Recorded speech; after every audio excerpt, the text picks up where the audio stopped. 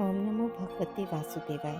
मित्रों, आपके और आपके परिवार पर भगवान नारायण की कृपा सदैव बनी रहे। आज हम तुलसी माता की कथा का श्रवण करेंगे। पहली कथा अनुसार एक कन्या थी। जब वह थोड़ी बड़ी हुई और उसको समझ आने लगी, तब से ही वह तुलसी माता जी का पूजन करने लगी। उसके प्रतिदिन का नियम था कि तुलसी माता जी का पूजन करने के बाद ही खाना खाती थी। जब वह कन्या शादी के लायक हुई, तब उसके माता पिता ने उसकी शादी करवा दी। कन्या को उसके माता पिता ने दहेज में एक तुलसी का गमला दिया।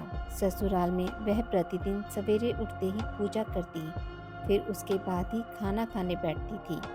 उसकी दो जेठानियाँ थीं, वो दोनों उसका मजाक उड़ाती थी कि बड़ी नियम धर्म वाली बनती है। उन दोनों को उससे बहुत ईर्ष्या होती थी, इसलिए वो दोनों तुलसी माता का गमला छुपा देती। वह कन्या बड़ी मुश्किल से गमला ढूंढकर लाती, अच्छे से पूजा करती और फिर खाना खाती। वह गमला ढूंढ कर ले आती तो एक दिन उसकी जेठानियों ने क्या किया कि गमला ही दूर फेंक दिया।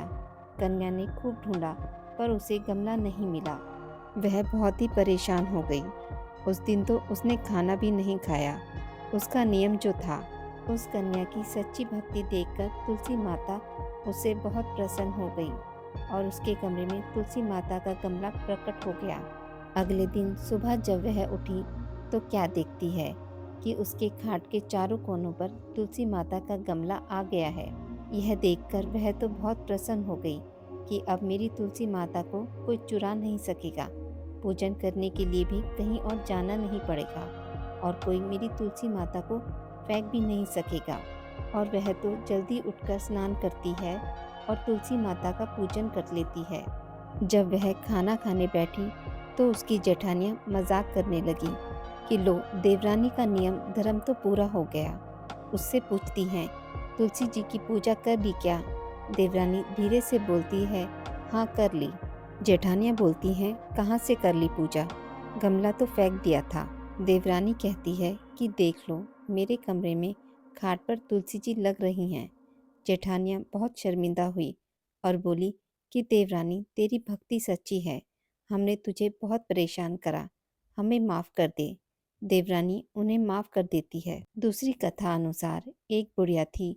उसका तुलसी जी की पूजा करने का नित्य नियम था। बुढ़िया माई तुलसी जी को सींचती और कहती, हे तुलसी माता, सत की दाता, मैं तेरा बिड़ला सींचती हूँ। मुझे बहू दे, पीताम्बर की धोती दे, मीठा मीठा गाज दे, बैकुंठ में वास दे।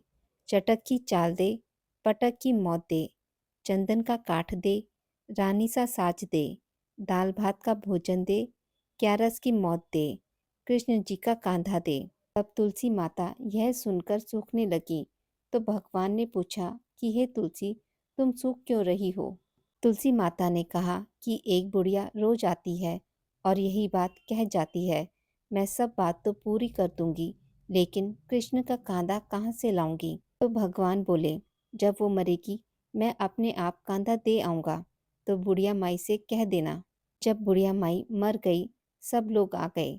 जब माई को ले जाने लगे, तो वह किसी से उठी नहीं। तब भगवान एक 12 बरस के बालक का रूप धारण करके आए। बालक ने कहा, मैं कान में एक बात कहूँगा तो बुढ़िया माई उठ जाएगी। बालक ने कान में कहा, बुढ़िया माई मन की निकाल ले, पीताम्बर की धोती ले, मीठा मीठा घास ले, बैकुंठ का वास ले, चटक की चाल ले, पटक की मौत ले, कृष्ण जी का कांधा ले। यह सुनकर बुढ़िया माई हल्की हो गई। भगवान ने कंधा दिया और बुढ़िया माई को मुक्ति मिल गई। हे तुलसी माता, जैसे बुढ़िया माई को मुक्ति दी, वैसे सबको देना। तीसरी कथा अनुसार एक ब्राह्मण था। वह प्रतिदिन मंदिर जाता था। वह प्रतिदिन तुलसी माता की पूजा करता था। वह तुलसी माता से प्रतिदिन प्रार्थना करता था, हे तुलसी महारानी, मेरे आनंद करना। तुलसी माता ने सोचा कि यह ब्राह्मण तो बहुत सीधा है और गरीब है और प्रतिदिन मेरी पूजा करता है। मैं इसके लिए कुछ ना कुछ करना चाहती हूँ।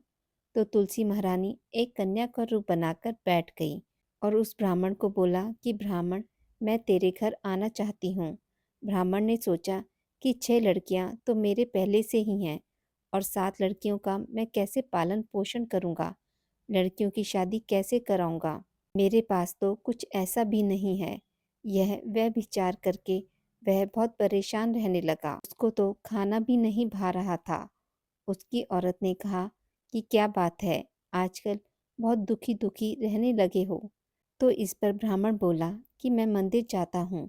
वहाँ पर एक छोटी सी सुंदर कन्या बैठी है और वह कहती है कि ब्राह्मण, मैं आपके घर आऊँ। उसकी पत्नी बोली कि अरे, परेशान होने की क्या बात है, आ रही है तो आने दो। ब्राह्मण बोला कि पहले से अपने 6 लड़कियां तो हैं ही, उनकी भी अपने को शादी करवानी है। तो इस पर ब्राह्मणी बोली कि अरे, ये तो कोई बात नहीं है, अपनी 6 लड़कियों की शादी करवाएंगे तो वैसे ही 7वीं की भी करवा देंगे। अपनी सातों लड़कियों की शादी साथ में करवा देंगे। अगले दिन जब ब्राह्मण मंदिर गया तो उस छोटी कन्या ने पूछा, ब्राह्मण, मैं आपके घर आऊं? तो ब्राह्मण बोला कि हाँ, चल बेटा चल। उस छोटी कन्या को ब्राह्मण अपने घर पर लेकर आ गया। तुलसी माता के कन्या के रूप में ब्राह्मण के घर आने से ब्राह्मण के घर बहुत आनंद हो गया। घर में लक्ष्मी जी की बारिश हो गई। जब ब्राह्मण सातों कन्याओं की शादी के लिए वर ढूंढने जाने लगा तो छोटी कन्या ने कहा कि मेरे लिए तो शालिग्राम जी के मंदिर में जाकर शालिग्राम जी को बोलना कि बारात लेकर आएं और मेरी 6 बहनों की तुम्हारी इच्छा से वर ढूंढ लेना। तुलसी महारानी की मेहरबानी से उसके तो सब जेवर कपड़ा सब तैयार हो गया और अच्छी धूमधाम से उनकी शादी हो गई। और उस ब्राह्मण पर तुलसी माता खूब टूटी। हे तुलसी माता, जैसी कृपा आपने ब्राह्मण पे की वैसी सभी पर करना। कहानी कहने वाले, सुनने वाले और हुंकारा भरने वाले पर भी करना। आज की इस वीडियो में बस इतना ही। मित्रों, आपको यह कथा अच्छी लगी हो तो मेरे वीडियो को लाइक और शेयर ज़रूर करें और पूजा पाठ से जुड़ी जानकारी के लिए मेरे चैनल को सब्सक्राइब करना ना भूलें। धन्यवाद।